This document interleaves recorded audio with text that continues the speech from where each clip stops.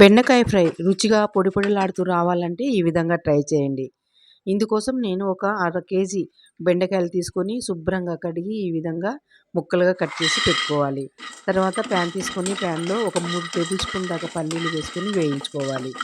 వేయించినటువంటి పల్లీలను చల్లార్చుకొని మిక్సీ జార్లో వేసుకోవాలి. తర్వాత రుచికి తగ్గ కారము, పసుపు, ధనియాల పొడి, రుచికి తగ్గట్టు ఉప్పు, ఎల్లిపాయలు ఇవన్నీ వేసి మూత మూసి మెత్తగా గ్రైండ్ చేసుకోవాలి. ఈ మిశ్రమాన్ని సైడ్కి పెట్టుకుందాం. ఇప్పుడు ప్యాన్ తీసుకొని ప్యాన్లో ఆయిల్ వేసుకోవాలి. ఆయిల్ హీట్ అయిన తర్వాత కట్ చేసి పెట్టుకున్నటువంటి బెండకాయలని వేసి కలర్ మారేంత వరకు ఈ విధంగా వేయించుకోవాలి.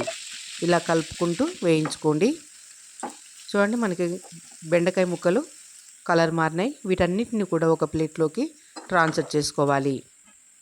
తర్వాత అదే ఆయిల్లో ఒక గుప్పెడు కరివేపాకు వేసి వేయించుకోవాలి. కరివేపాకు ఎక్కువగా వేసుకోవడం వల్ల మంచి ఫ్లేవర్ వస్తుంది.